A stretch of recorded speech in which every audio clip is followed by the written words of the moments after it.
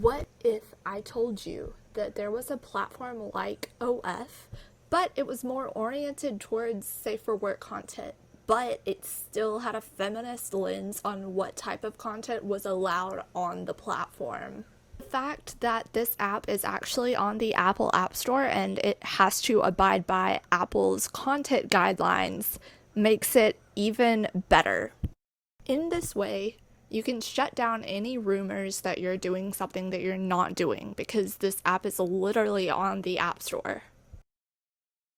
Sunroom is owned by women, so they do not censor content in the same way that social media networks do. Sunroom's team is concerned about giving women a fair place to talk about things from their perspectives, which I think is amazing. Sunroom also has a referral program that works very similarly, basically identically to other paywall platforms. So if you are happy that I'm talking about this because no one else on YouTube is, please use my referral link if you also want to become a creator. It doesn't take out of your earnings, it takes out of the app's fee.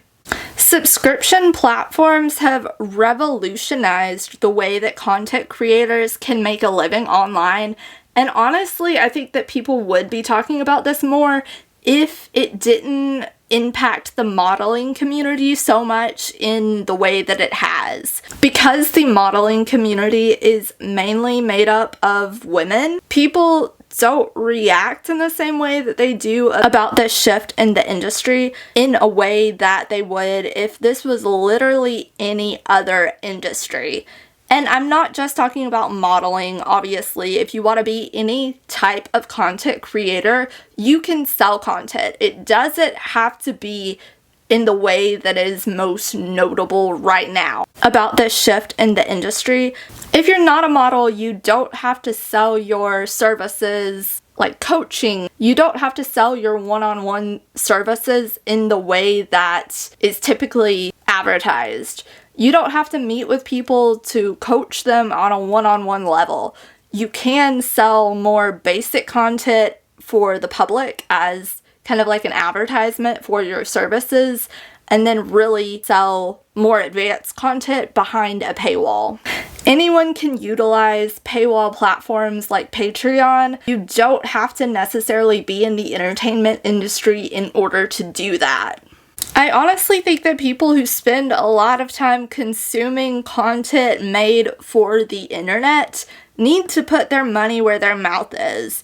If they don't want to see a whole lot of brand deals anymore, if they don't want to see things that are unsustainable for the environment, they should support their favorite creators in ways that they can afford, in ways that often only cost a cup of coffee or maybe two a month, so that content creators no longer have to rely on brand deals.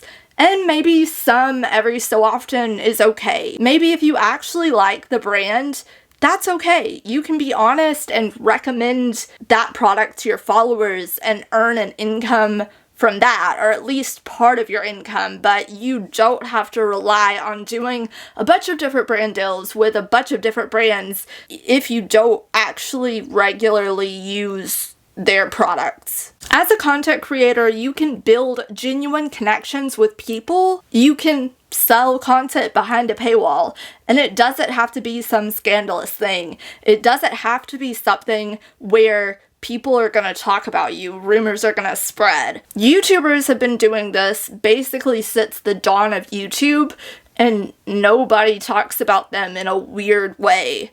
So if you're a creator who's not on YouTube, you shouldn't have to feel a weird way about selling content behind a paywall. If you're a woman or if you're femme, then you should definitely become a creator for Sunroom, and don't forget to use my referral link below. If you do want to know more information about Sunroom, definitely check out my last video where I talked about it a little bit more. Although some of the information between this video and that video is going to be repetitive, I apologize for that. The premise that I set up the last video in was not really the most authentic. You can sell content that's based around what you're truly passionate about. When you start making content that is based around whatever topic you want to focus on, though, you really need to focus on the value that you can add to the viewers. You need to talk in outward focused language. You need to use you. You don't need to use language that is focused inward, meaning me, I, different things like that. You can do get ready with me occasionally, but if you keep doing that content, just know that me is the operative word that kind of sticks out. A lot of people are going to ignore that because you don't already have a reputable brand or a face attached to a brand. You need to build that. So when you can start focusing on the value that you have for viewers, they will start watching your content more regularly. That's just a quick tip that I wanted to give because that was something that I recently learned that I had not really thought about. So when you start creating content, focus on your value that you can offer people and not necessarily about other aspects of your identity. You can do that over time, but you need to build a reputation for yourself that is focused on something outward, like a topic. Whether you use Sunroom or Patreon, or even OF if you feel like that's something that you need to do for your brand, try to focus on the experience that the viewers will have when they consume your content. If you package your content in a way that will showcase that experience, more people are likely to click on that content and watch it longer than if it's just content about yourself. Anyway, I hope that this video helped. Stay beautiful.